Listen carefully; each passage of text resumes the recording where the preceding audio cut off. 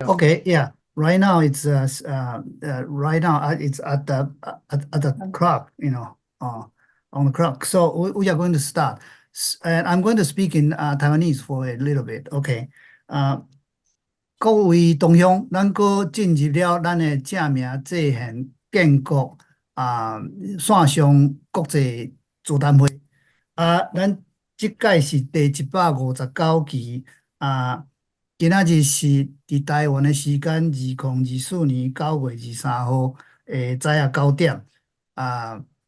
Today we are very happy to be able to invite Dr. Warber. He's going to talk. The topic is the next revolution in imaging. 这是可能真精彩、真新的迄种物啊。咱正名制宪建国座谈会一直拢是为着台湾的前途台湾要怎行入去正常的国家在做。今日这个节目虽然是有较先进、有较迄个新，但是咱来听看卖咧。我相信伊有真好的物啊，会当甲咱讲。So I'm going to introduce Dr. Warber a little bit. Dr. Warber obtained the BS, MS, and PhD degree in physics, all from MIT. He has subsequently been employed at the Bell Laboratories as a member of technical staff at the Polaroid Corporation, where he was both a corporate research fellow and a director and fellow, and following that as a serial entrepreneur. He has also been employed at the Harvard University as a research associate, visiting lecturer and lecturer. He has published over 20 papers in peer-reviewed journals and is the holder of over 70 issue patents. He is currently leading a startup company he founded to commercialize novel nanostructure surface plasma resonance biodetector and nanostructured pigment-free CMOS multispectral image sensors. So we are going to start the program. Dr. Warber, please start. I understand that you are going to talk about 1 hour. So after 1 hour, everybody can ask questions, including they probably ask in Taiwanese, and you got to answer in Taiwanese. Okay, let's start. Okay, so by the way, let me give you a little bit of my history. So from MIT, I went to Bell Laboratories. At Bell Laboratories, I learned a lot about communications, very advanced communications. And then I went to Polaroid, and that's where I learned about imaging. Because the reason Polaroid hired me is they were trying to move away from film to electronic imaging. So I did a lot of work as a physicist over there. One of the things we worked on was the CCD. And I used to, build computer simulation models of their CCDs. Okay. After I left Polaroid, okay, because they could not make it successful, this electronic imaging, I started a couple of different companies with other people. And that's also where I met Wei Ding. All right. We worked on CMOS image sensors. And now CMOS image sensors are everywhere. But when we started to work on them, okay, they were sort of not as penetrate as much as they do today. So quickly I learned, some really big companies were going to CMOS image sensors, really big ones, okay, like today, right? So I learned that in really to compete with those guys, okay, because you cannot compete with them in terms of, just if you don't have very, very different technology, if you don't have, an ace up your sleeve, in other words, something really differentiating, it's impossible to compete with those guys. They're just too big. They have a lot of resources. So because I learned about imaging, I thought about new ways to do imaging, completely new ways to do imaging. Okay. And that's when I went to Harvard because I had some ideas. Okay. So what I'm talking to you about today took 13 years to develop, 13 years. The idea first came up, I invented it about, 2011 or something like that, right? And it was exciting, but it turned out it was very difficult to implement commercially, very difficult. Okay. It's only about a year and a half ago that actually really figured it out. Okay. Established its feasibility. Okay. That was after I left Harvard, working with an international team, and then we published a paper. Okay. And the paper is now, I will show you, I will give you a link to the paper. So we have actually established the feasibility of this technology. And we realized how important it is. Okay, so I'll tell you what the technology is, and then I'll tell you all the things that I have done since then, okay, in order to commercialize this technology. So if I can share screen, okay, share screen. All right, here we go. First, let me know if you can actually see the screen. You can see it? Yes. Okay, very good. So WTI is the name of the company I started. Weber Tech Incorporated, WTI. And we think it's a complete game changer in the field of semiconductor photodiode-based sensing and imaging. It's not just imaging, by the way. It's also all photo detection. Okay. And it will do function much beyond the current state of the art today, much beyond CMOS and CCD. It's based partially on research on nanostructures conducted during past affiliation with Harvard, and also subsequent collaboration with other international academic groups. Okay. I also have current affiliation with MIT, and they've been very helpful to me. Okay. So here's the website, for the company, and a lot of information is there already. I'll show you a little bit later. Okay. So the technology is based on nanostructures, semiconductor nanostructures, nanowires, and nanoslabs. Okay. So the thing is, we detect light covering the range from UVC, okay, with solar blind, deep UV, like 200, 190 nanometers, okay, all the way to about 950, only using silicon. We can also use the same technology using other semiconductors to extend this range to shortwave IR and to middlewave IR. But I'm not talking about that right now, okay? Only talking about silicon today, all right? Also, what we tried to do, by the way, is multispectral imaging, multispectral. I'll tell you why it's multispectral. If you look at your CMOS and CD cameras, if you take a microscope and look at the, image sensor in there, you will see three dyes, three colors, pigments, red, green, and blue. Okay. Our technology, we don't use pigments. We use the structure, the nanostructure, to actually filter the light. That means we can have many bands, not just three. We can have many bands from UV all the way to IR. Okay. And some of these bands are the usual RGB bands, the RGB colors, but they're nice and pure colors, just like your eyes.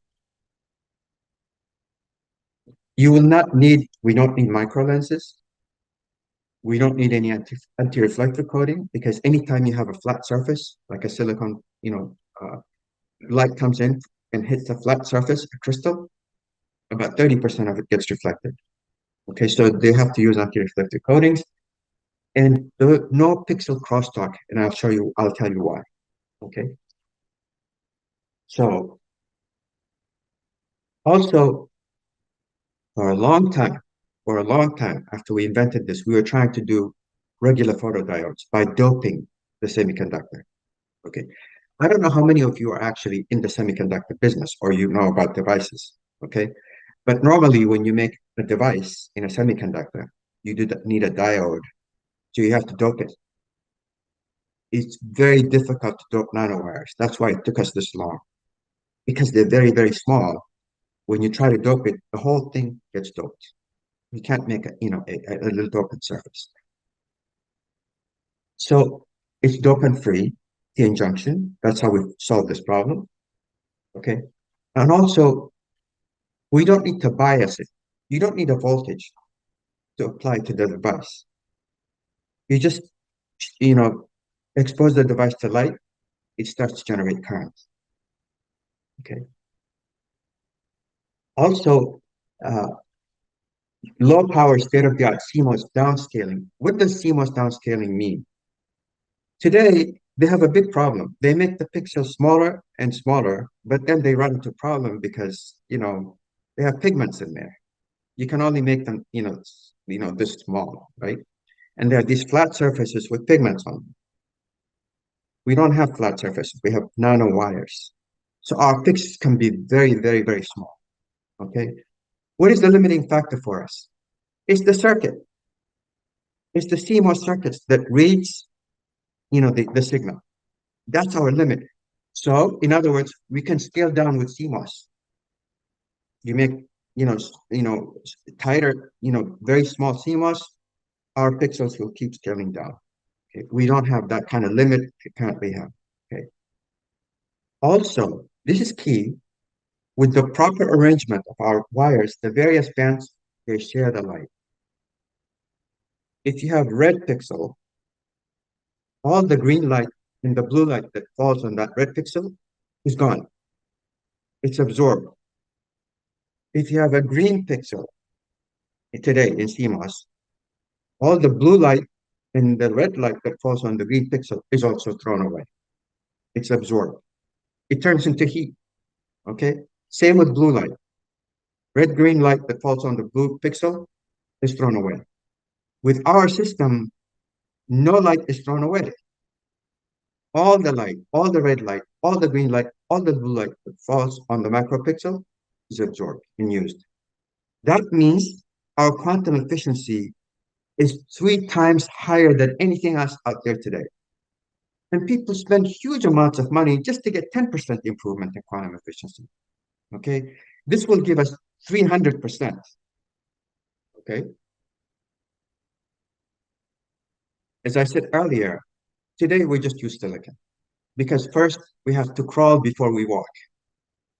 Okay. In the future, we can use other semiconductors with the same technology. Okay. And we have patents and we have things like that. But, we're not going to talk about that today. And again, it took over a dozen years to establish the technical feasibility of this technology. Okay. And we have a self-devised journal paper. It's a peer-reviewed journal paper. Okay. And it's in the website. If you want, if you're technically inclined or if you have experts, okay, they can read the paper. It will tell them exactly how the device is made and how it works. All right. So what I'm going to tell you about now is the R&D technology and deployment of our products. Okay. How they work. Okay. Why they work the way they do. Okay. So let me see. What I want to do is actually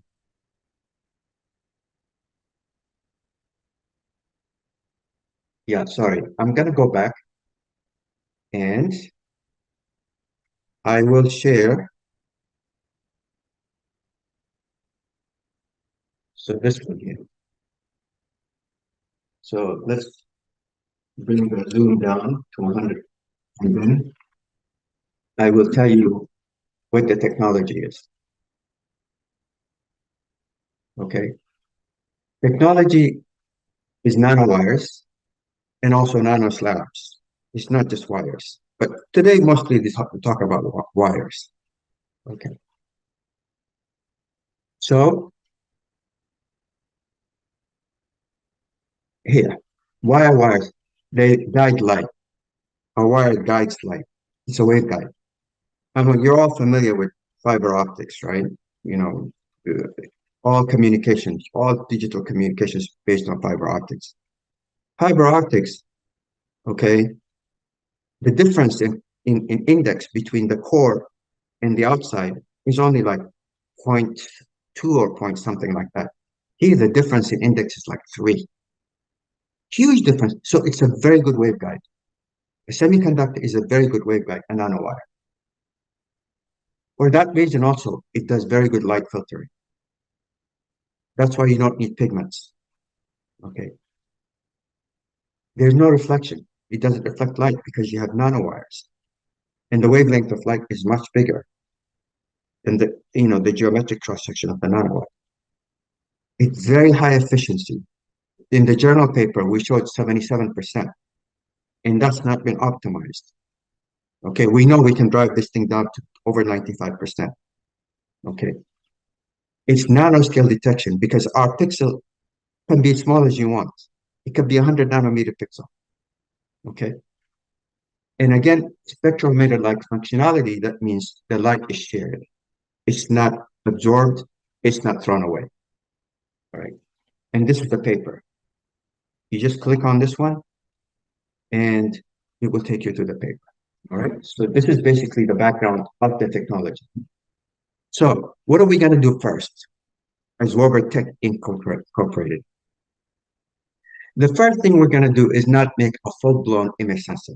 We'll just make photodetectors because they're much easier to make because we have already made them in the paper. The paper is actually a photodetector. It's not an image sensor. So now we know how to do that, right? That's the first thing we're going to make. But our photodetectors are very interesting, you see. We can go down all the way down to UVC, which is solar blind. Okay, your eyes cannot see. Okay, all UVC light that comes from the sun is absorbed in the atmosphere. So, but UVC is very interesting for many reasons. Okay, power system inspection, such as corona discharge, water sterilization systems, UV curing systems, systems for killing bacteria, monitoring UV exposure, medical devices, and UV disinfection systems. Absolutely, this is also it has military, objectives. Commercial application, military, aerospace, and military applications for UV include high resolution solar blind image sensor. You see, it can be used to detect missile exhaust from the troposphere or ground because there's no UVC coming from the sun because it gets absorbed by the atmosphere. So if you see UVC, it's coming from a missile exhaust or even a jet aircraft for that matter, all right? And when looking down on the Earth from space, the Earth appears dark in UVC, okay? And rockets can be easily detected from above once they pass the ozone layer, okay? The Earth looks completely black in UVC, but if a rocket comes through, you will see it.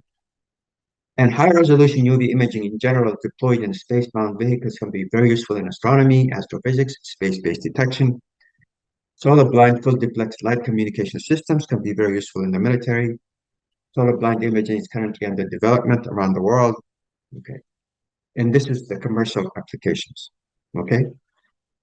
So the first thing we're going to do is just a UV detector. The UV detector will have UVA, UVB, and UVC. Okay, all three of them in a single device, a 0.5 millimeter. Okay, so let's see. Later on, if you want more detail, I can show you exactly what it looks like. Okay, but we're talking about a device that's sort of like a 400 by 400 microns, but it has 3 different UV detectors on it. Okay, UVA, UVB, and UVC. And currently, There is no system in the world that can do that for UV. They have specialized detectors for UVC using silicon carbide. Okay, but silicon carbide is difficult material to work with, and it's high cost, and it's not very good efficiency. All right, so, and I'll tell you later why we have a very good opportunity to get into the market, with this device. It's going to be our first device because it's a very good market ready for it. And I'll tell you, we have a partner already. So the second device, again, is not an image sensor. It's also called an ambient light sensor. Again, this ambient light sensor, okay, by the way, these ambient light sensors, you'll see them all kinds of places. You'll see them in smartphones, you'll see them in notebooks, mobile devices, automotive displays, LCD TV, okay? Where they do, they measure the light outside. And then they help you meter the light, how much light is out there. So you can control the brightness, but you also can control the color temperature. Okay, depending on whether the light is, fluorescent, sunlight, different kinds of lighting, okay, the colors will change.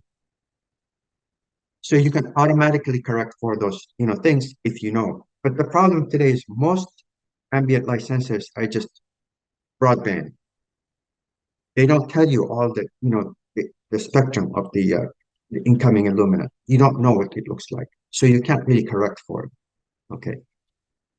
Again, we can do a device like this one here, about 600 by 600 microns, 9 different bands.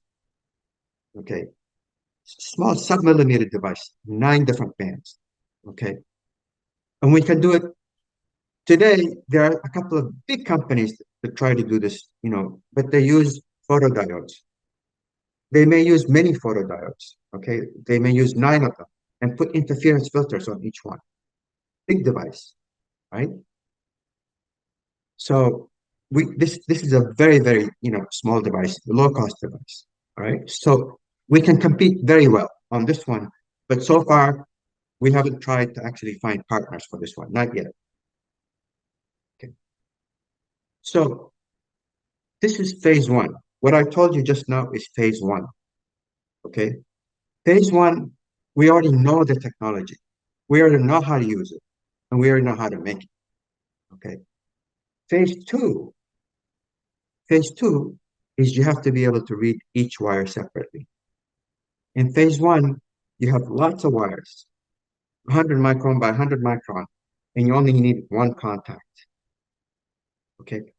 Phase 2, you need lots of contacts. That's challenging. Okay, not for us, but the readout circuit is challenging. How are you going to read it out? Okay, so basically, when we are able to do this one here, we can do multispectral image sensors from near UV to near IR using silicon with true RGB as a subset, 9 bands. Okay, we can fit 9 bands in 1.2 micron by 1.2 micron, 9 bands. Today, a very good camera, advanced camera, is 1 micron for just one color. Just the green pigment is 1 micron today, right? We can fit 9 of them in 1 micron device, right? So they can't even do this, by the way. You can't do 9 bands with the current systems, okay? You have to actually take, many of them put interference filters and all kinds of strange things, all right? It's very difficult to do. So when you have this type of a camera that can do 9 bands, it has lots of applications. Military space-based imaging, remote sensing, military target tracking, landmine detection, ballistic missile detection, all right? But commercial applications, here, endoscopy. You can make an amazing endoscope with 9 bands because when you look at human tissue in 9 different bands, you get a lot of information. Okay, for instance, if you look at blood, hemoglobin, it absorbs near the UV. Okay, so you can immediately tell, the presence of blood. You can immediately tell the presence of veins in tissue, all right, and so on and so forth. So all of these document the paint analysis, farming, biomedical and health, forensics, environmental. The key, by the way, because you can't see these colors, many of them you can't see with your eyes. The key is AI. Okay, because the detector, the image, the camera sees all these different colors, and then we know what those those objects respond to different lights, different spectral bands, and you can use AI to analyze scenes in a very powerful way, right? So also we can make very high resolution RGB imaging cameras. We can compete with today's Samsungs and Sony's and so on and so forth very effectively, because we can make very high resolution, much higher quantum efficiency, okay, extremely compact cameras, RGB cameras, okay, and with our quantum efficiency will be 3 times higher, all right. And also we can do 3D high resolution RGB imaging using a single 3D, okay, using a single image sensor, because we can detect the polarization of light at the pixel level. The way they do 3D cameras today is they use 2 different image sensors next to each other like this, okay, and 2 different light paths. And then they try to register them together and make a 3D image. We can do the whole thing in a single image sensor because each pixel will be able to tell its polarization, okay. So basically, what I tried to tell you is give you the big picture of the technology and also where our starting point is, things we already know how to make.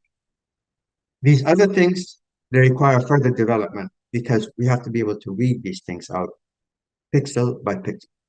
So we need a very dense, readout circuit. Okay, because these things down at 200 nanometers, 300, 400 nanometers, okay, it can be done.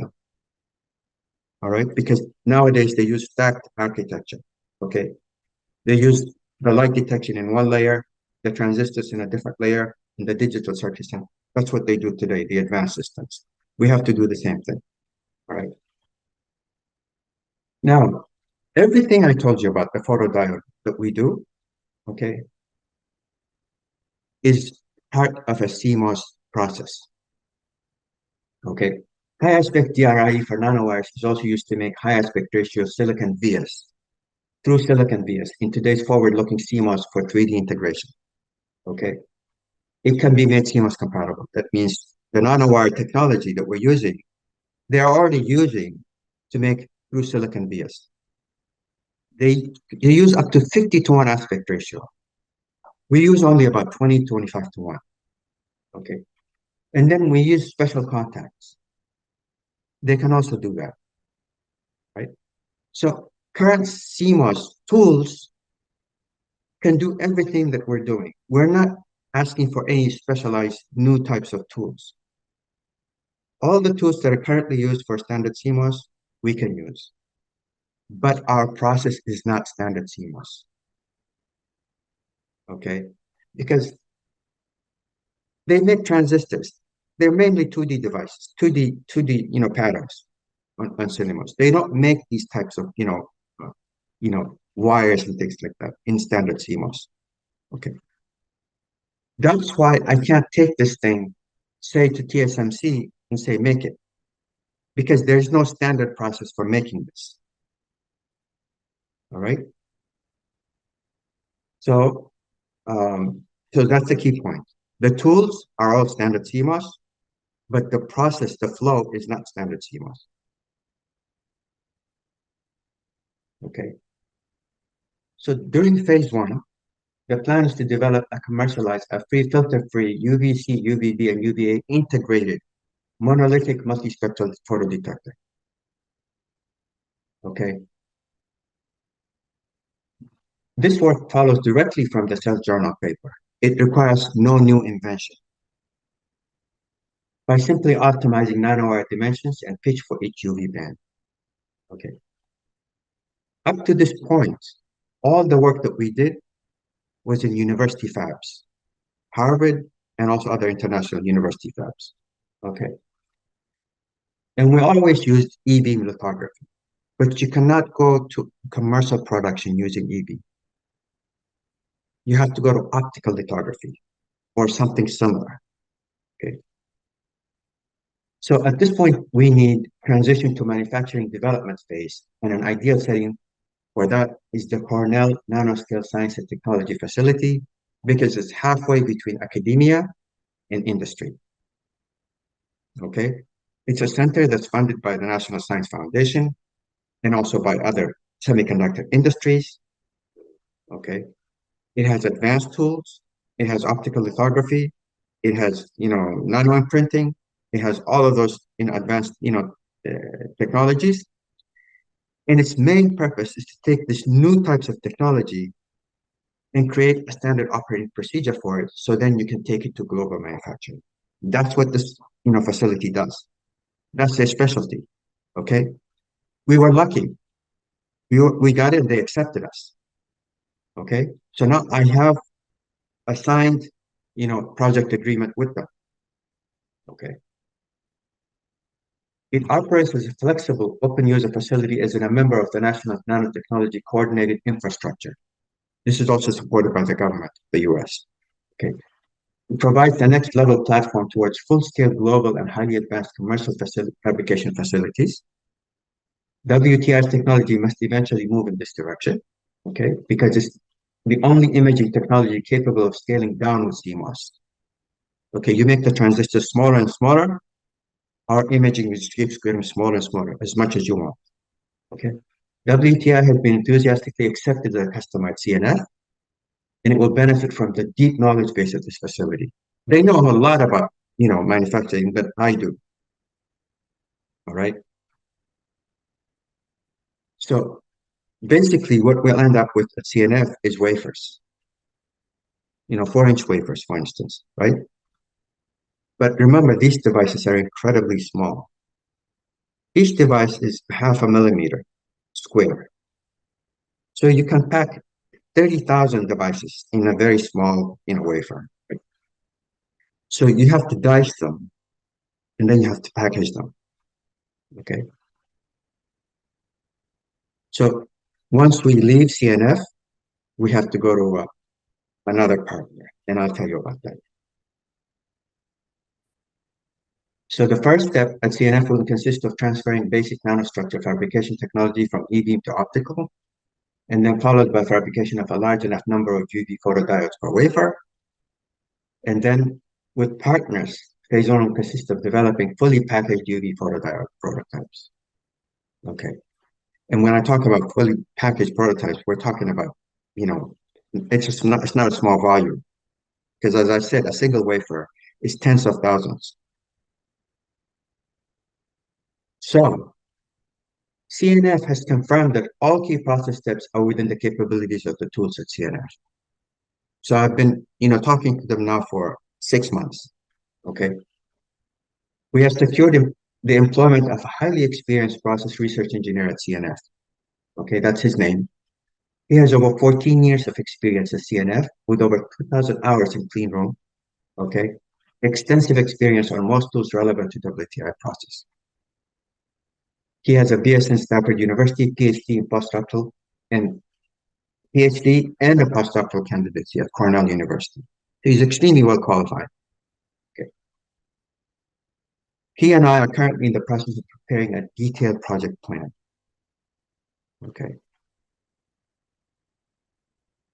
We also have now an IC design partner, because I told you in the future, not now, in the future, we will have to design a readout circuit. Okay. Because we have an array of these, a large array, we have to design a readout circuit. And so we have an IC design partner for now. We also have a system design, company, Volair Systems, and I'll show you Volair. No, that's not the one I wanted to show you. Yeah, that's Volair. Okay, here. So they said they're very happy to work with us. Okay, and they think our technology is great. All right. So we have IC design, we have system design, and now we have also secured a packaging and sales partner for the UV product. Okay. So this company, I have a letter from the CTO, and I will show you, for those who are really interested, I'll show you the letter. Okay. They think this is great stuff, and they will actually work with us to package and sell these, UV devices. Okay. The partner will take 4-inch wafers out of CNF, and they will dice and package and sell bundled with its own products. Okay. Because they think this is a much better way to go than, say, silicon carbide. Okay. So this is phase 2, but phase 2 means this is not what I'm focusing today. I'm not thinking about phase 2 today. I'm only thinking about phase 1, which is what I told you, okay, so far. But just so you know, in the future, where we're heading, okay, for phase 2, we will develop and commercialize a filter-free 9-band ambient light sensor, okay? It's very similar to the UV, okay? We'll also have a partner, just like we have for the UV, for the ambient light sensor, and we will have it integrated into various platforms like cell phones and, whatever, okay? So current indications are that this particular product needs an I2C interface, I2C interface. That means we have to work with our IC design partner to take the device and interface it to an I2C, so we can easily fit into the current platform for these products, to sell these products in the marketplace. Okay. So that's phase 2, right? Phase 3 is develop, commercialize a filter-free high content efficiency UVC camera, basically, a UVC camera. Okay. It will probably be the only truly megapixel UVC camera in the world. Okay. And this is not very difficult for us to do, because for this particular one here, we don't have to read out every wire. We can read groups of wires because they're all the same. Okay.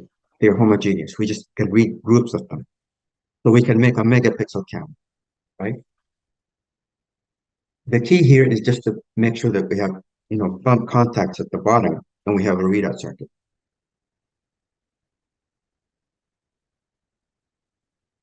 The pitch and the back end, it really depends on the technology that's available.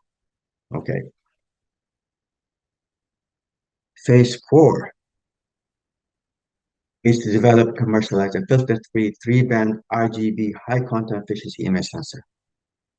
This will in fact compete with every image sensor, CCD and CCMOS, in the world.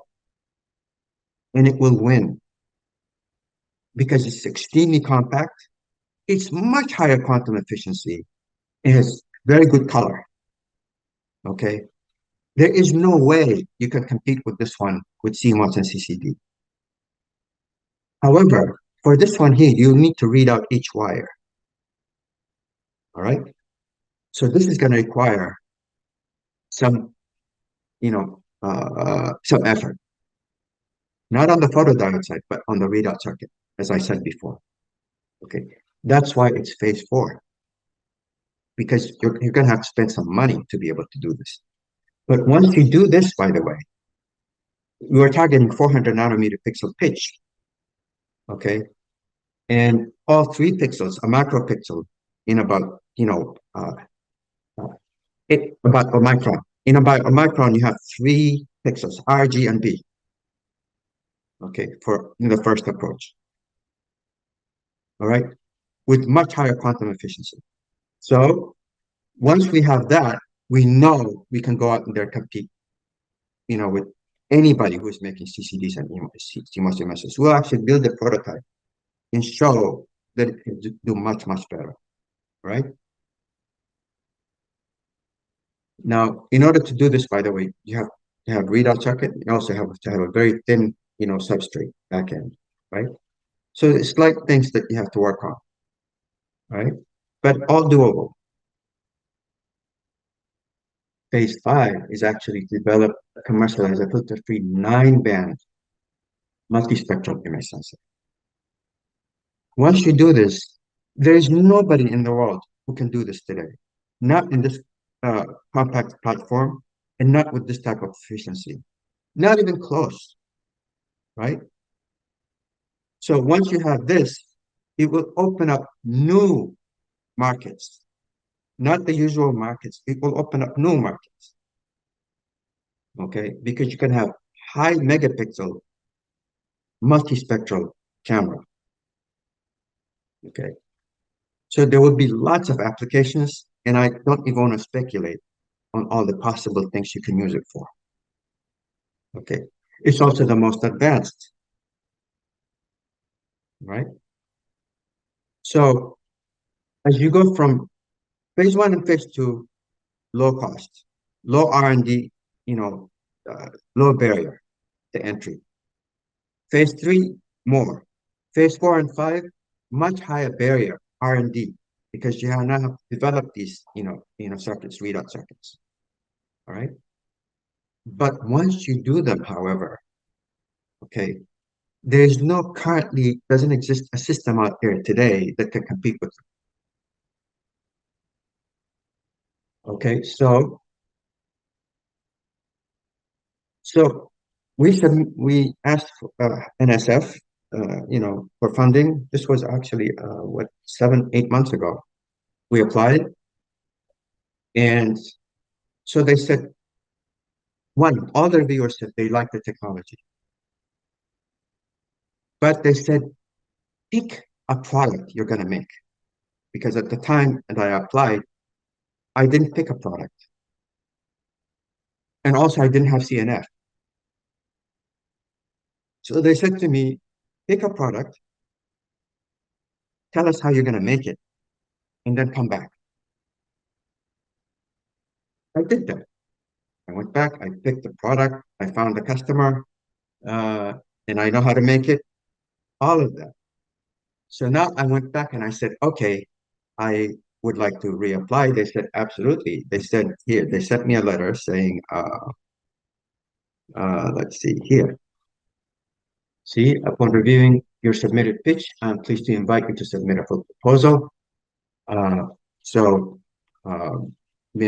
the timeline is like, November 6th. Okay.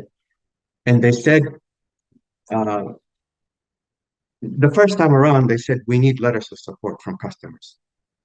And this time they said, no, you don't need letters of support. In fact, here, she said, the program director wrote to me and she said, you don't need a letter of support.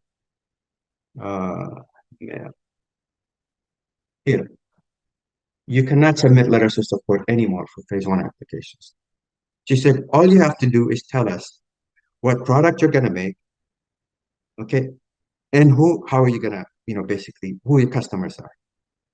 My customer basically is the guy who sells it, right? He said, that's all we need to know, right?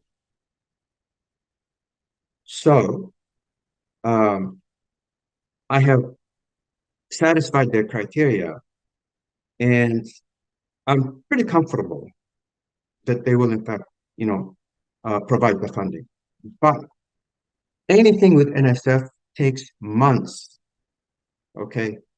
So from the time I apply to the time they, give me the money, it's going to be, I don't know, 4 months, 5 months, even if it's a sure thing, okay?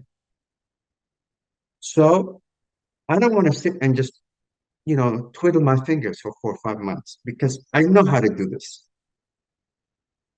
Figured it all out, right? So I need, seed funding, okay?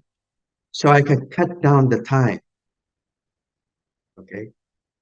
to go to product, the first product, the UV product. I need to cut down the time.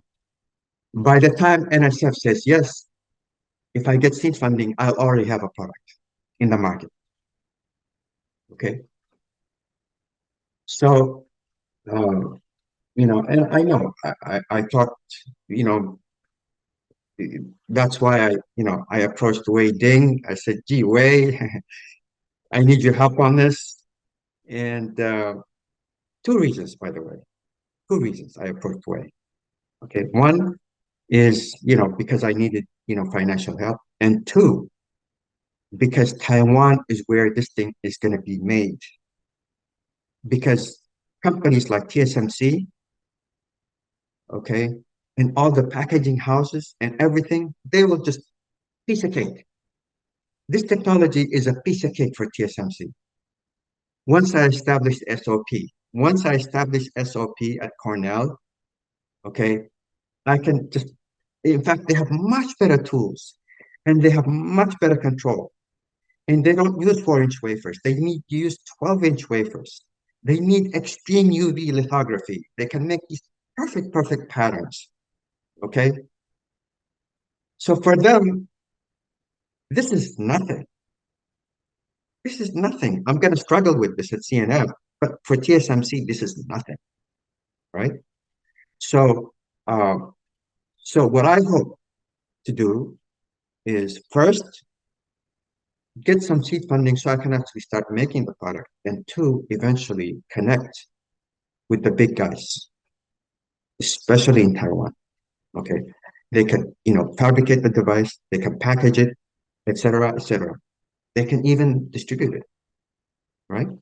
So that's why Taiwan is a very, very good place for this technology, because everything that I'm doing can be done in Taiwan.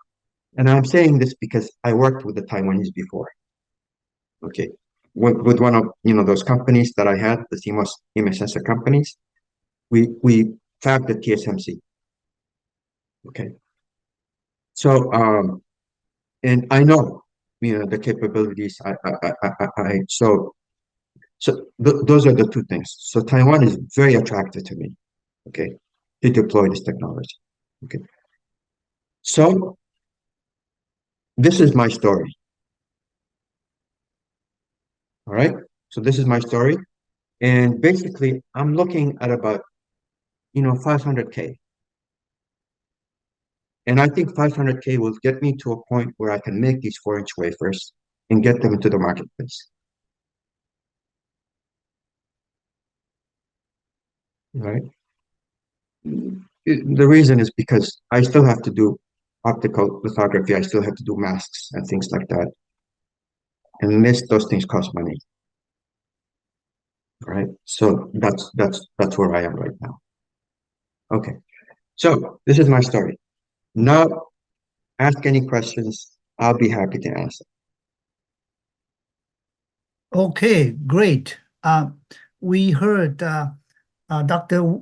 Weber talking about his invention and how to carry out to become commercialized.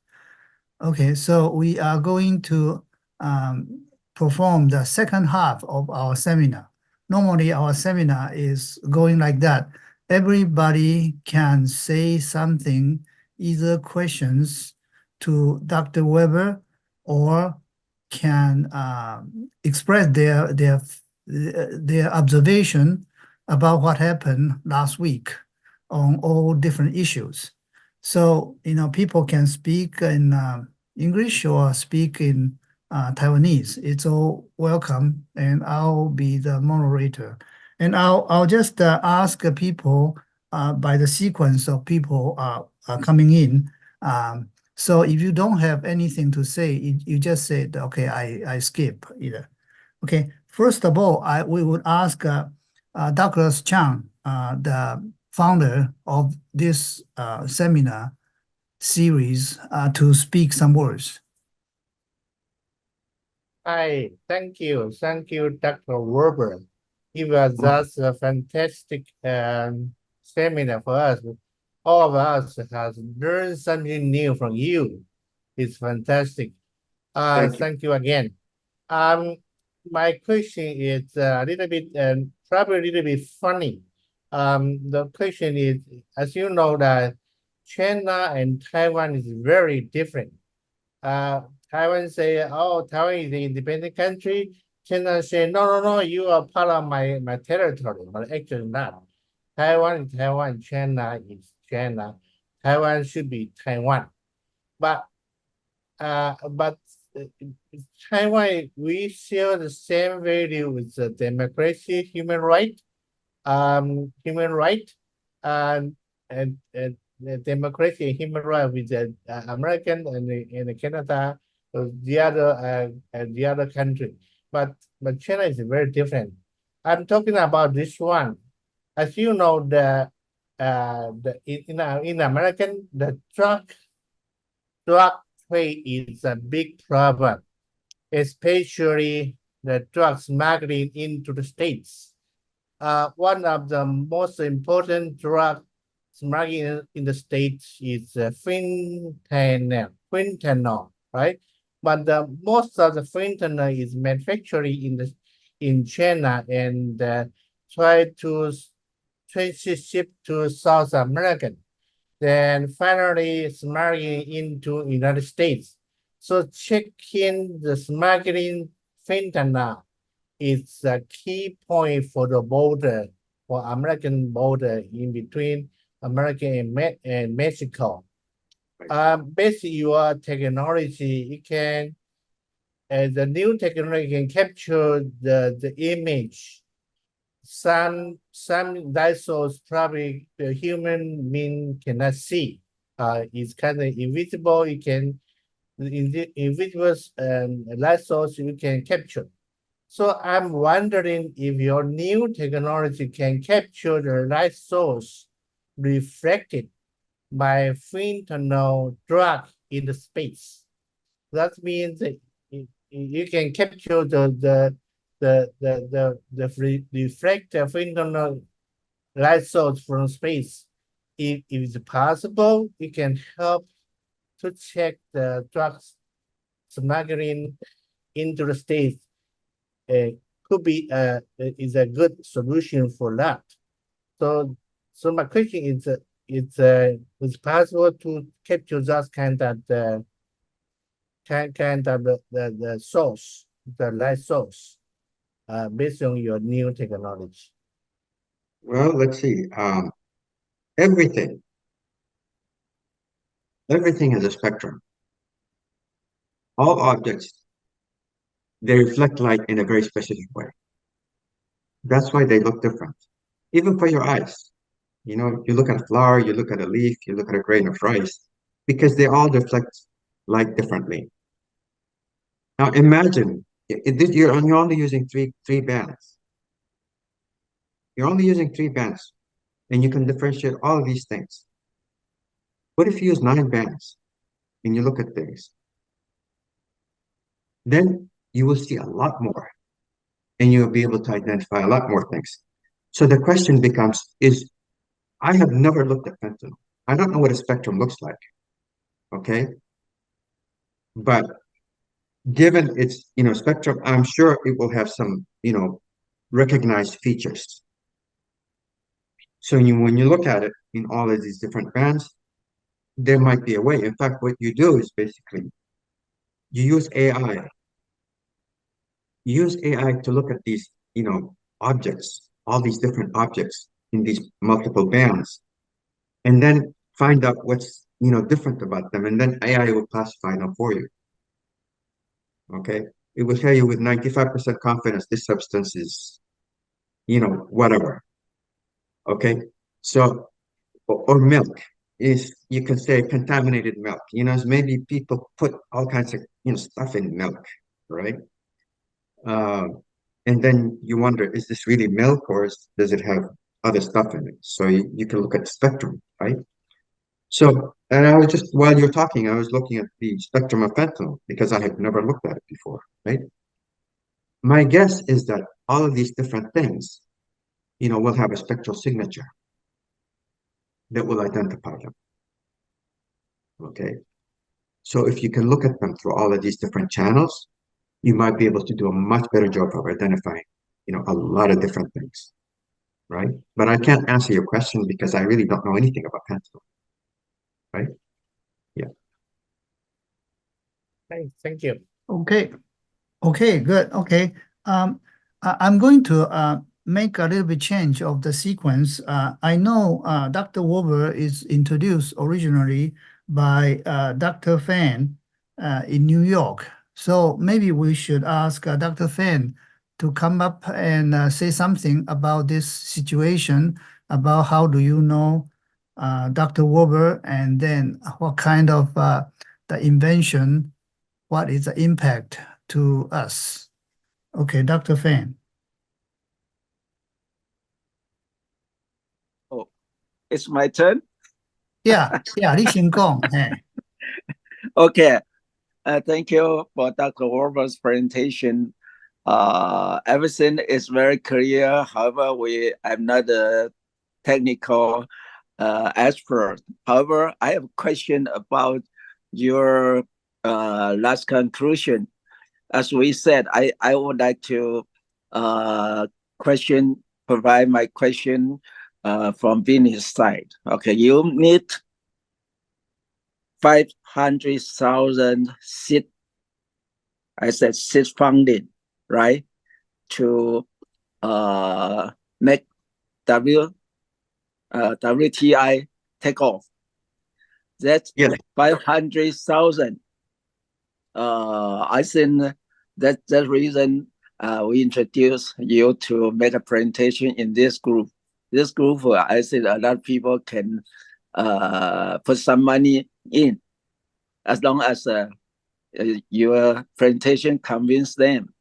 But some people ask me one question: if someone put 500,000, what's the return on investment, and how long you think they can earn back? That's 500,000. That's one of question friends ask me. I just I'm very, very happy to help to collect some seed money. Okay, in this audience, like Raymond Zhuang, you already see it. He is also with one of experts. I approach him later. Maybe he will raise some questions. Okay, that's my first, just my question. So that's what you're asking me, right? Yeah, 500,000 return on investment. How soon? How long they can get back? As your prediction, once your product take off, look like it's very profitable, but still, my friends asked me this question, so I just raised that question to you. That's a very good question. You see, first, you have to look at this and say, gee, what is the potential market for this? I mean, just the UV market is billions.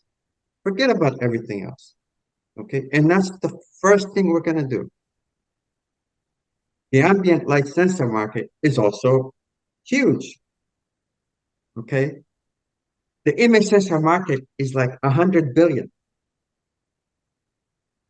Okay, so if you really believe this technology will achieve its potential, okay, it's massive. As the creator of this technology, I believe it can achieve that potential. I believe it, okay? So now, the first time you and I talked, there were a lot of uncertainties in my head. What was the risk in terms of delivering this thing? In terms of just getting off the ground. Just get off the ground. What was the risk? When we talked, even though I had discussions with CNF, I didn't know if they could do this. I didn't know if they could, actually do all of the things that I needed to do, whether it's the lithography or, whatever. Okay.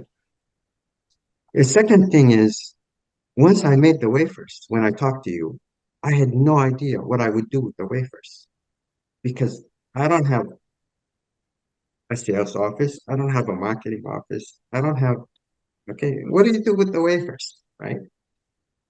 So when I first talked to you, there were all these, problems in my head.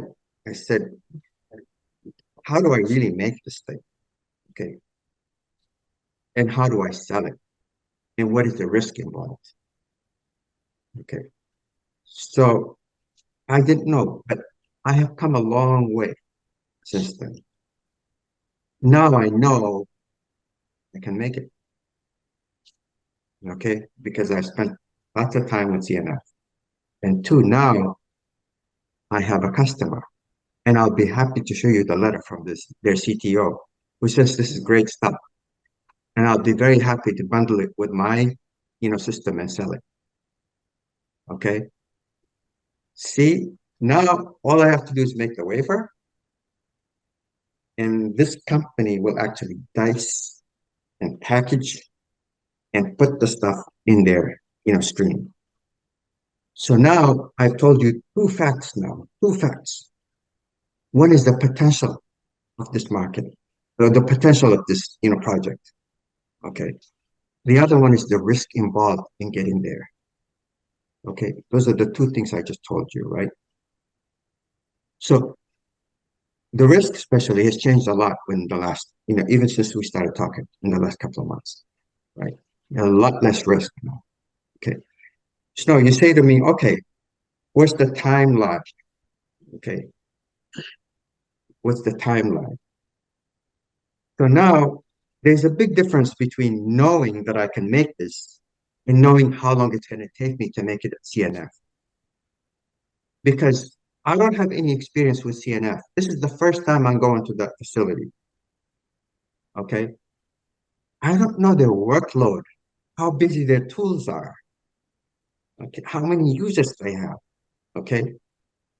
So it's very difficult for me to say I'll be able to get this done in 2 months, in 3 months, in 5 months, in 6 months. Difficult to say, right? But I can estimate. Okay. I can take a rough guess. I'll say in 6 months I'll have wafers. Okay. That's my current guess. All right.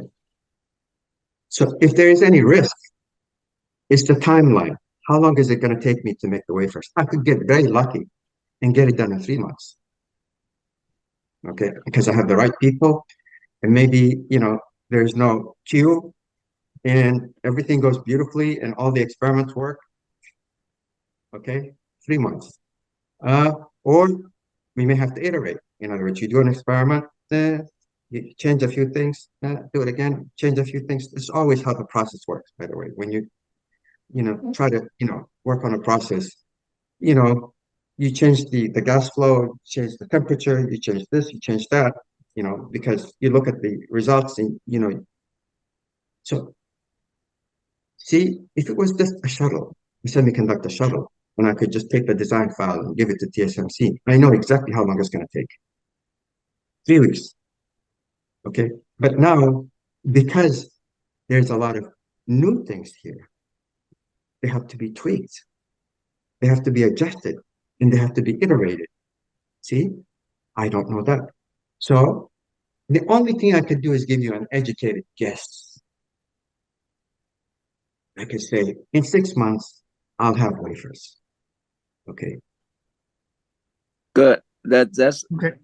That's good enough. I actually 6 months. I think that's good enough. And also you mentioned that Taiwan TSMC. Actually, I just have attained national NSTC, just like Taiwan's technology director, Dr. Wu's presentation. And Yep. maybe I could introduce you to know him, Dr. Wu. If that's if both of you have chance to meet together or talk or whatever, then you go to Taiwan. Actually, I prefer introduce your technology, your innovation to Taiwan. that's basically what I want, and that's basically I talk to you. Although my question sometimes is like a layman, however, just let you think that at least I have a little bit of contribution for your thinking. Okay, and that's it. That's a way. I think we'll see if there's a chance. I will introduce you to know Dr. Wu. Okay, NSTC director. That would be Thank fantastic. you. That would be fantastic because I know for a fact that TSMC can do this in a heartbeat. Okay. Okay. I know that. Yeah. Yeah. Yeah. So Okay. yeah. So I will do my best. I'm not guaranteed. Okay. That's all I. Thank you. That's all I ask. Yeah. Okay. Okay. Now let's continue. Let's ask CP Huang, who live in Vancouver, if you can have some comments about this issue. Okay, Dr. Wu, thank you very much for your story, which is very of interest to me. But I'm not in this field specialist, so I may ask you a couple of questions to you. First of all, can you use your image sensor could be applicable for river pollution detection? Absolutely. Absolutely. In fact, multispectral imaging is used for, environmental. They use it today. If you go in there, you'll find lots of papers, people using multispectral imaging. Yeah, because I used this one for about 30 years ago. Yes. My professor and I, at that time I was a student, we detected the North Saskatchewan River because pulp mill wastewater discharge into the river. So my professor, he fly in the air. I collect the river water and the boat by boat, and then we publish a paper in United States Chemical Engineering before. Right. But we have to take the picture during that clear sky. But cloudy day, your system can do or not? Yes, because you could quickly tell the illuminant separately from the material, because you have, the spectrum. You can look at the spectrum of the illuminant, which is basically the light, and then you can look at the spectrum of the object. Yes. Then you can easily normalize the, the illuminant out of the, picture. This is very interesting for Taiwan because every river in Taiwan are heavily polluted. So they have to use this way to detect it, to check that the river, they always dump the wastewater in the river during the night. It's a horrible thing. Yep, if you can, even though during the night, you can detect that, right, which will be, So by the way, absolutely. By the way, today I only told you about silicon. Yeah. And I said silicon, you can easily go from UV to near IR because that's what the material does, right? Mm-hmm. But we can extend this thing to, IR, mid-wave IR, by using some other materials. And we have a pretty good idea. In fact, we have already, submitted patents. Okay. Then it becomes very powerful for detecting, these types of things that are sort of out in the IR. Mm-hmm. Yeah. And it will be much more effective than for these types of technologies, the issues that you're talking about. Much more effective, right? I see. So yeah. Even with silicon, you can do a lot. Mm-hmm. But I think very soon after we succeed with silicon, we'll move on to, mid-wave IR, maybe short-wave IR to mid-wave IR. And then you'll identify a lot more things. Yes, second question, sir, is have you approached that synchrotron, that light source research center in Saskatoon, in Canada, only have one light source research center. That's third generations. In Canada, we only have one, where is located in Saskatoon. Have you approached them? Because what type of light source? Synchrotron? Yeah, synchrotron. Yeah. Oh, synchrotron. Yes, yes. Yeah, No. because if you are a researcher, you join with them. They only charge you $1. That's it. You can go into research with them. Okay, I don't know that. I don't know about them at all. Yeah, yeah. That's why I just let you know. Yeah. So that would be good to know. In fact, if you give me their, contact information, or if you can actually connect me with them, even fantastic. Yeah, yeah. By the way, basically today I told you about UVC, because we know we can do UVC, right? Mm-hmm. But silicon actually responds all the way down to 10 nanometers or 13 nanometers. Silicon does, but it's incredibly difficult to make a device, okay, to actually use that. Because silicon, if you hit silicon with 13 nanometers, it will generate carriers, okay? But the question is, it's extremely difficult to make a device that will then, use carriers. I see. But we can do it because we don't lose carriers. Because we have dopant-free p-n junction, okay, and it has the strong depletion inversion layer. The picosecond that the carrier gets generated, it gets split up. It doesn't recombine. So we think we'll be able to detect all the way down to 13 nanometers. We haven't done it yet, but we think we can. That would be interesting, because as soon as I make these UV, the photodiodes, I'm going to take them to, there's a research center in Albany that specializes on those things. And I'll take them there and I'll actually see if they respond that wavelength. Okay? Yeah. So now we're talking about very, very, very deep, soft X-ray, deep UV, and then synchrotron would be very, very interesting. Okay? So, but it's good to know, the people who are in that area that I can talk to. So if you can provide me with any contacts, whatever, I'd appreciate it. Yeah, I tried my best, and then I gave you the information through that Yes. document. Okay. Thank you again. Thank you. Okay. Okay, great. Okay, next, I wonder if John Chu Zhongyong from Houston would have something to comment about it. Yeah, briefly. Thank you, Dr. Walber. Yeah, it's a very interesting topic. I'm a new student of you. And I was wondering, okay, 500,000 or something, is that you mentioned the money need to get started to Yes. move on, right? Yes. Say to make the UV, photodiode. Yes.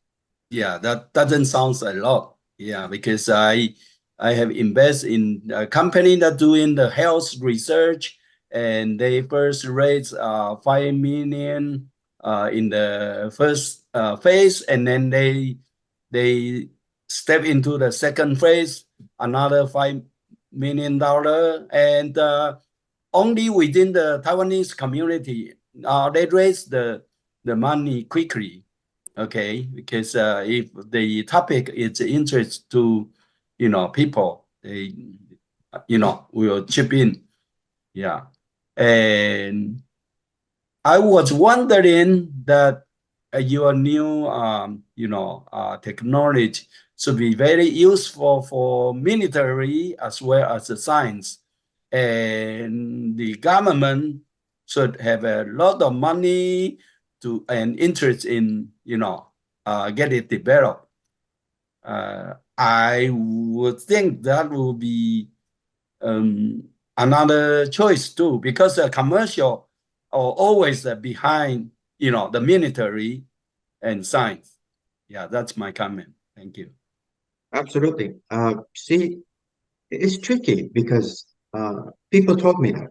Said, you should, especially with this UVC, image sensor that I talked to you about. I said, the government should be interested in this. Now, I looked to see what they have. So nowadays, they have these compound semiconductors, and they also have silicon carbide. Very kludgy materials, okay? But if you spend a lot of money, like a single camera that costs tens of thousands of dollars, you can make something.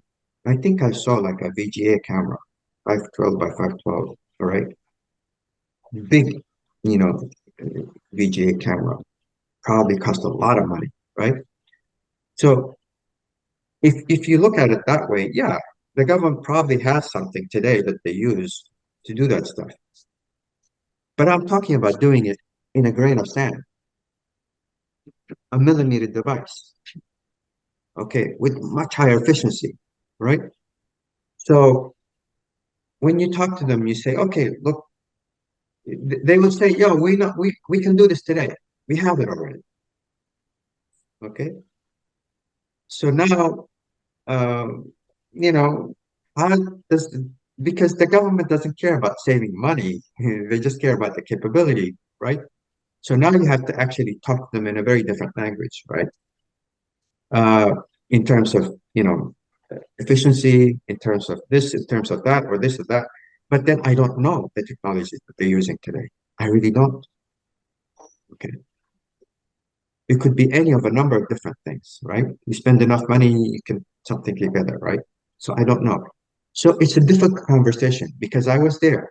I was at Lockheed Martin, MIT, by the way. They have all these people show up at MIT. All these, people from Lockheed Martin and all those other people, they show up at MIT, and I get the chance to sort of chat with them. And it's a difficult conversation, because in the first place, I don't know enough about what they have. Okay, I know what I can do, but I don't know what they already have, right? And so they look at it and they'll say, yeah, we can do this today. I said, okay. But I think once I have a product that can do this in a pen, okay, same thing that they are doing today with this huge, massive camera, I can do it in a, in a tiny little, thing, right? And then it can be deployed everywhere. I think that would be a different conversation. But I haven't spent that kind of effort or that type of energy. Okay. Right. Okay. Yeah. Next, John? maybe. Yeah, my battery running low. Can you give me the priority before my Sure. battery running? Okay. We don't want to lose you. So let's have Raymond Zhuang to have a talk. Raymond, please. Yeah, Dr. Waffer, nice to hear from you. Even I am traveling to the London with the not very good communication. And then I just talked to John because the power adapter, I need the power adapter, so my battery is running low. So I have the question, I have the ask question before it totally shut down. Yeah. Thank you for the opportunity to hear from you for so many detailed engineering information. Even I have some background a little bit, but I don't think I get up most of them. I still have to review the paper and review the image, the detail back. And I heard from you that's the very special invention needs very high content efficiency, and you even don't need any power provide the power because they can absorb using the light source to generate his own power required. Yeah. And another application, of course, we heard from you before in the military, in the aerospace, even in the commercial. I met the Taiwan, the director of the TSNA, the NASA. is the American NASA. You know what's their function. The general we meet last week is TASA, TS. Just as change the T is similar function, but changed to be Taiwan, because they're talking about space, talking about the missile, talking about satellite. So we asked them, if we have the device, will be working in that special environment. Do they need any special requirement other than a regular semiconductor-based the dial?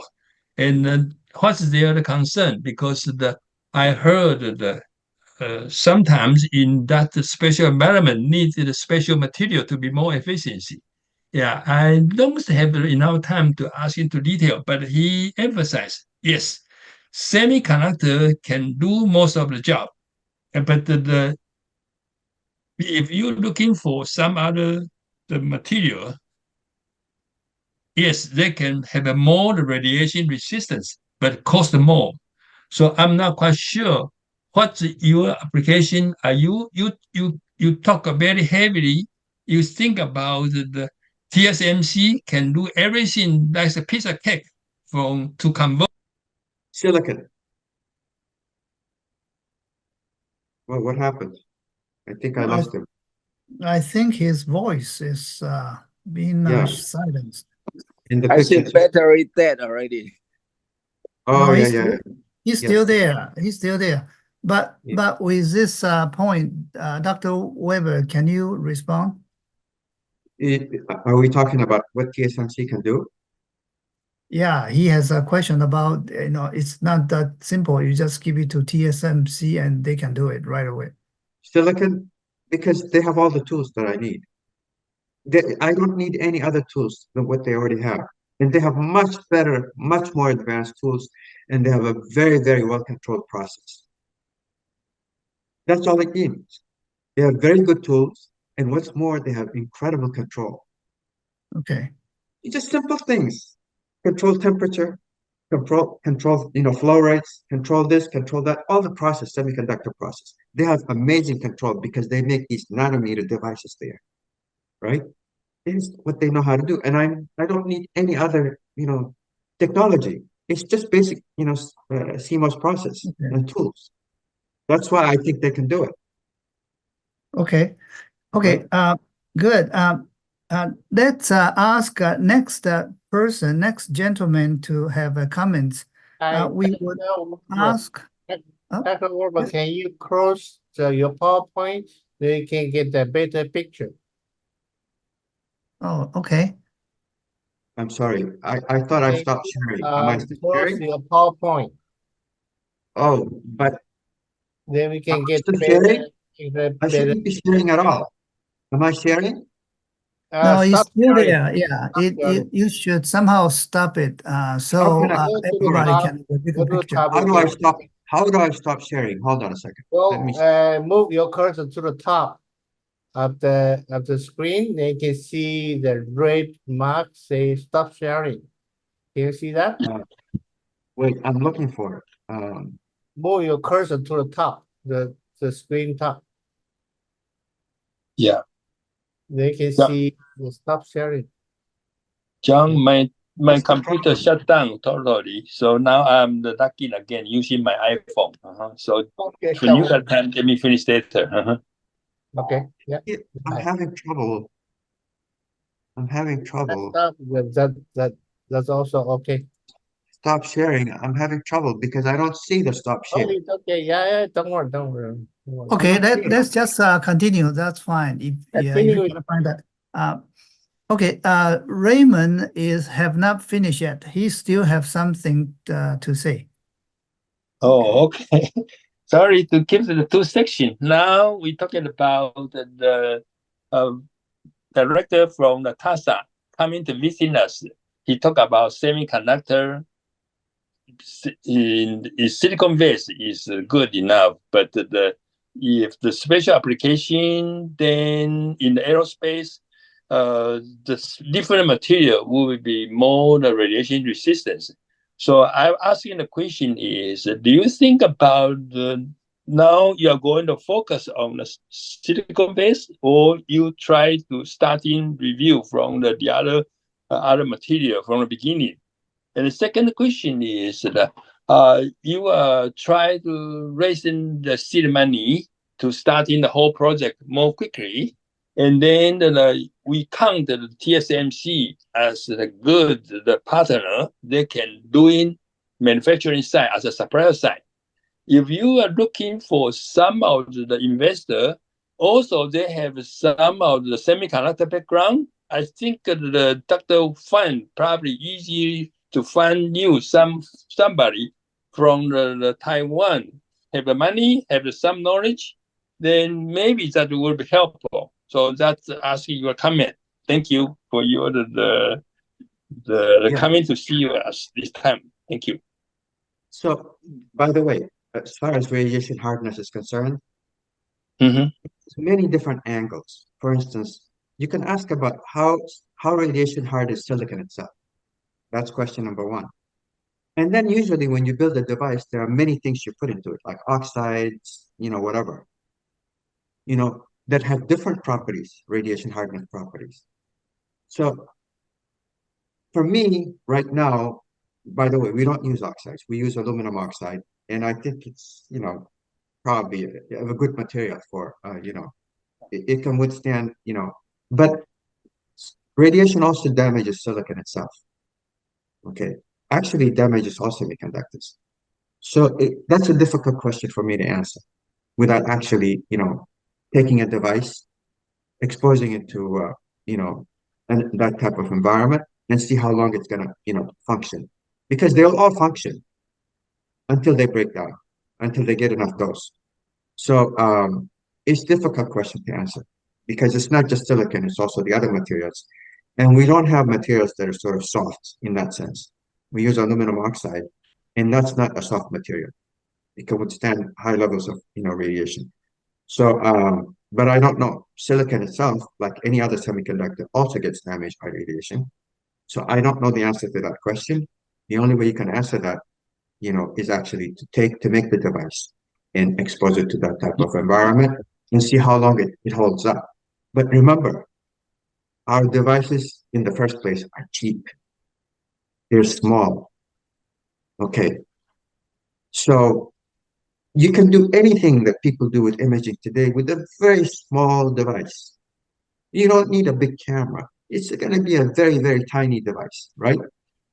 So even if you take a device and you get it to work for 1 week, no big deal. You replace it with another one, and you replace it with another one, okay? Depending on its lifetime. Because it's a very low-cost technology,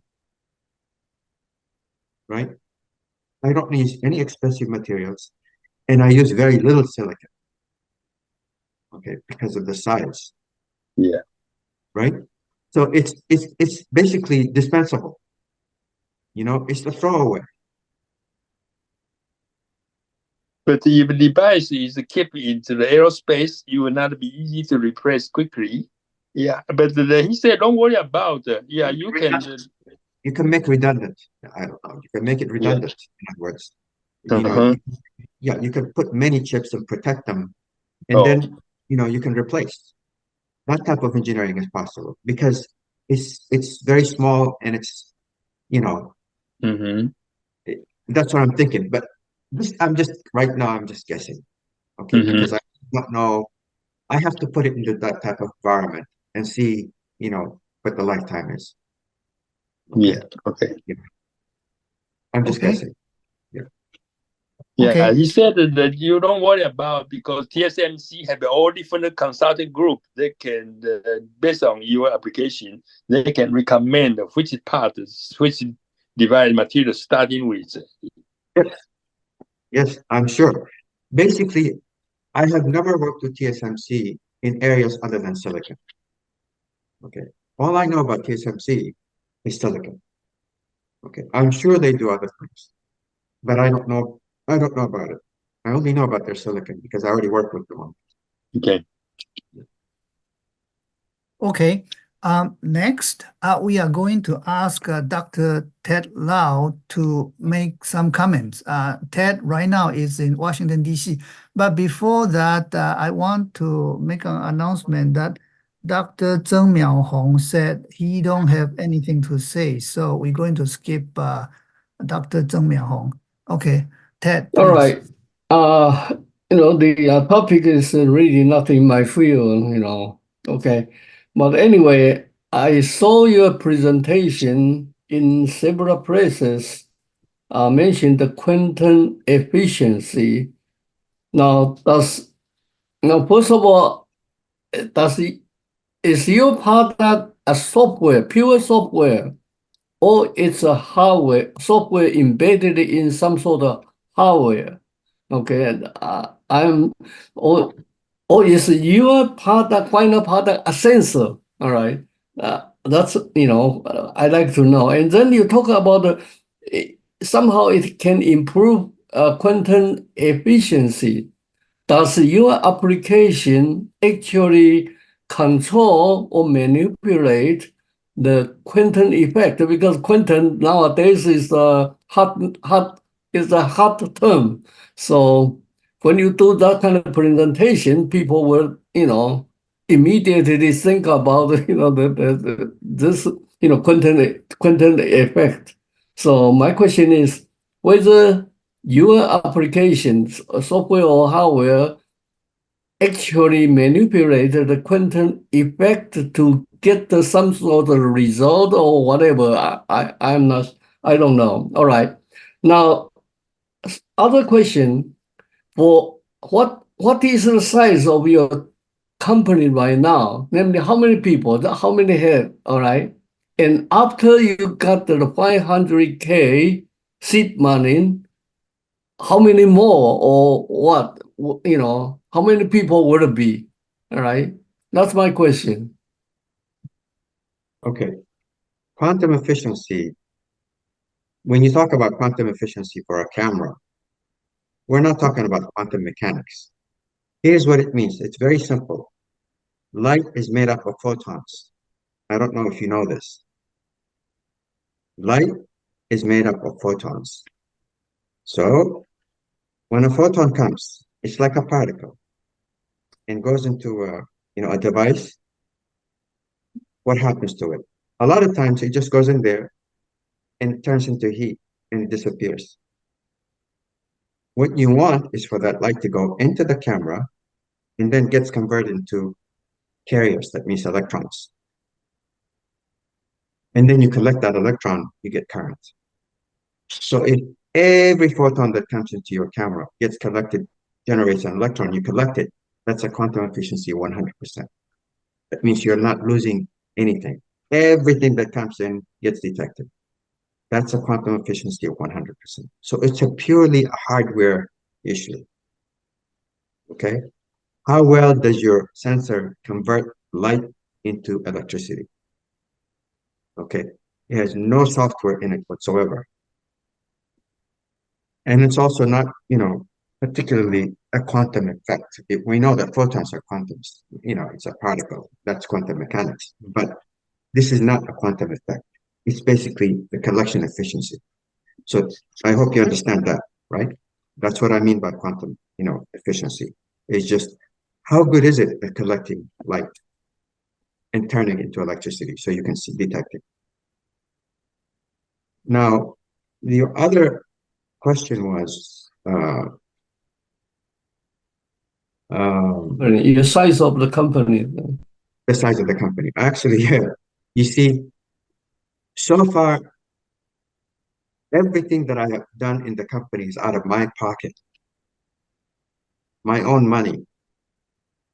Okay, so I have, I have patent person, I have a CPA, I have, somebody who, and I also have academic collaborators, international. I work with them. But when I work with them, it's to write papers. Okay, I don't pay them. So they work with me, we generate ideas, we do experiments, we write papers. Okay. So I don't pay those people, right? But so as we go forward, I still have this infrastructure, the CPA and, so on and so forth, and patent people, and maybe some legal help. But I will also now have, people who will actually do the process engineering. And I told you the name of one guy, right? So basically, he's all I need to do the wafer. That one guy. And I'll do the characterization work myself. Okay. He does the process, he does the wafer, I do the characterization work. That's it. Right? And that will get me to a prototype.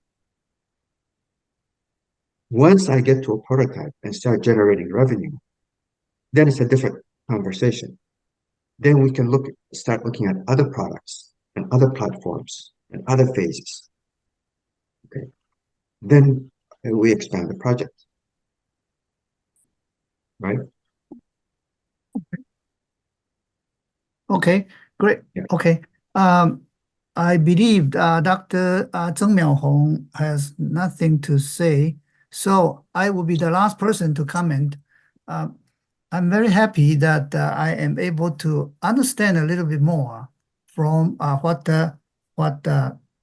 Wolver tell. I am green to this field, but seems like every entrepreneur that need to have able to think of something out and try to materialize and need some seed money. And after that, if he can successfully get the seed money and persuade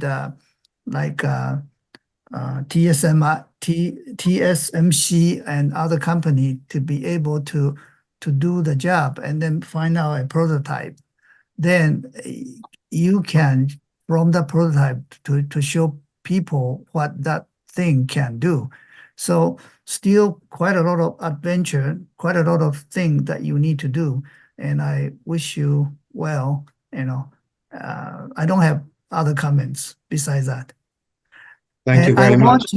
Sure. And I want you to make, since I'm the last person to comment, I want you to make a concluding comments about everybody and about your hope in the future. Absolutely. This is the start of a journey. Actually, for me, the journey started 13 years ago. But this phase of it, this is the real start, the journey, because it's really, it's like having a baby that was just born, okay, that is alive, okay? And now you want to make sure that this baby grows and thrives, okay? That's where I'm right now. I'm at the beginning of that journey. We have created this thing. We know it has potential, okay? We would like to make it achieve its full potential. Everything I've told you. And it's huge. It's been a big journey. It's also a long journey, right? And this is not something I could do on my own. Along the way, I hope a lot of people will join me and they'll help me and they'll grow this thing, because I think it will benefit everyone, not just me. It will benefit a lot of other people. So, and my hope is that people would, listen to this and accept it with the same level of enthusiasm I have, okay, because I believe in this thing, because I've already invested so much time into it, right? I believe, I hope, my hope is that people will actually, also believe this and join me in creating this thing and, taking it to its full, possible potential, which I think is big. Okay, yeah, thank you. And is anybody else want to have some follow-up comments? I saw Douglas want to say something. Go ahead, Douglas. Hi, Dr. Werber. Thank you very much for your presentation. Your presentation is fantastic. Thank you. By the way, can you send us a copy of your PowerPoint for us? for the reference. Yes, I will send it. How about I send it to Dr. Fan, because I already have his email. You also have my email address. Huh? You Excuse also have my email address. Oh yeah, Sure, yes, if you want to yes, send to me, I can yes. forward to Dr. Okay, John, no problem. Yeah. How about I'll send it to both of you? Okay. Okay, thank you. Yeah, thank you. And No I just appreciate Dr. Walber's presentation, and I will do my best to help to find the seed funds, the seed money. Okay, and maybe I can explain something with the to some other people why only 500,000 seed money is different from what John is that Texas it's different from the money. Okay. Yeah, that's not a big amount of money for the seed. That's different. That's different. Yeah. You are talking about the manufacturing after the SOP, then that kind of investment. But that seed money is only just produce a prototype product sample. That's it. I will explain to you later. Okay. Okay. Anybody else want to comment before we close? No. And Yeah. before It's we worth to close, wake up early. Thank you. before we close, Thank you very much. Yeah, this is a very interesting topic to know. Yeah. Okay, Thank you again. before we close, I need to ask something to Dr. Weber, that you said you have a little bit concern at the very beginning that is it okay to publish? So I want to ask you again, is it okay to publish so on YouTube so everybody can watch it? Well, let's see. Could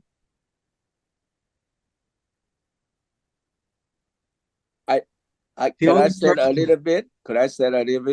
Right now, regarding to this?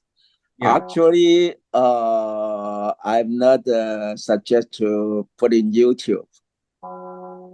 Yeah, because if that some regulations said that this kind of unless you come direct to investor, otherwise it's against the rule. So I'm not suggest to publish in the YouTube. I strongly agree with Dr. Fan. Please, no YouTube. Only show it to people who have a direct interest in this matter and who are likely to sort of get involved in it and invest. Because I have the names of people here. Okay. For instance, the guy I'm working with at CNF. I can't pay him. He's not my employee. I haven't given him a dime, right? But he's very interested. He's been working with me, right? I don't want to publish his name out there because, Yeah, yeah. So, Okay. that's understandable. Yeah. Once I give him a check and he's my employee and I have a contract with him, no big deal, right? But it's too early to do that right now. Yeah, I can't do that. Okay, yeah, we understand and we sympathize about this situation. So let's do that. Douglas, let's not publish this issue. And this issue will be only, somebody want request to know it, and then they have some interest in see if it's able to do some donation, putting this seed money, the type of thing, then we show it to them. Okay. Okay. That's it for this time. Thank you. Okay. Good night. Thank you, everybody. Go back to Bye. sleep. Thank you very much, by the way. And I really appreciate your support and help. And I look forward to working with you, all of you. Thank you. All right. Thank you, Okay, Dr. bye-bye. Walber. Have a good night.